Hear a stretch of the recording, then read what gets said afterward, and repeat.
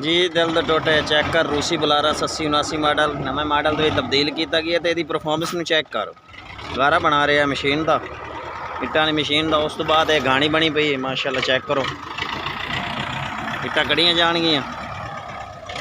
मैं कहा दोस्तों शेयर करिए। आप चलाया सी 12 AC फरगोशन के पिछे। आज का व्लॉग माशाल्लाह बड़ा मज़ेदार होने वाला है और तुसा चेक करना इंशाल्लाह तुहानू मज़ा आएगा वीडियो।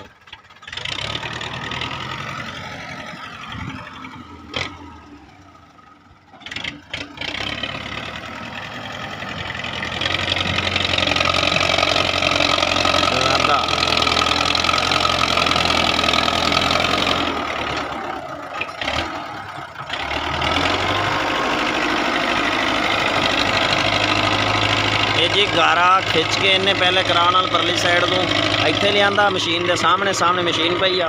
उस तो बाद हुण इनू लताड़ करके गारे नू बना रहा है इट कढ़न वास्ते तैयार कर रहा है। बिल्कुल तैयार हो गया है। तो टायरां नू जो मिट्टी छड्डन लग जाएगी उदों गारा तैयार हो जाएगा। नहीं तो वरना उन्ना टाइम इन्हें इस तरह लताड़ करनी है साइडां कुंज के।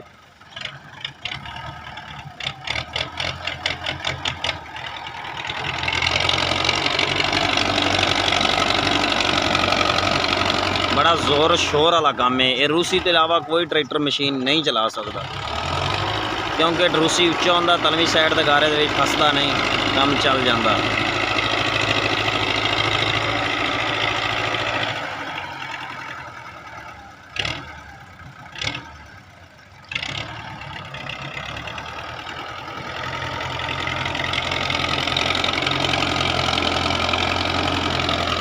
बैठे तो खड़े हैं जी सामने चौधरी ब्रेक्स कंपनी बैठा। इतने अवालेट भी दस्तियाब है। अवालेट मशीनी दस्तियाब है सामने पई है और सच्चे वाली इट भी अवालेट दस्तियाब है। वह भी पई है। दोम भी आ खंगर इट भी मिलेगी तुहानू। इट का रोड़ा भी मिलेगा। चौधरी ब्रेक्स कंपनी बख्शन खान तो अगे 2-3 किलोमीटर रोड दुला बडेरा तो चौधरी ब्रेक्स कंपनी बैठे जी भाई जन दरबार बाबा खान अब्दुल खालिक के सामने।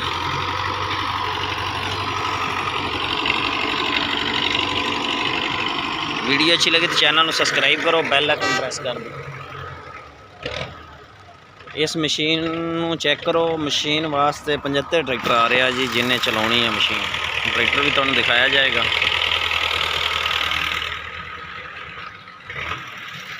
सामने मैसी फरगोशन 85 मॉडल अपना ट्रैक्टर चला खड़ा टूल चलाई खड़ा। आप डिग्गियां भरते पे हैं।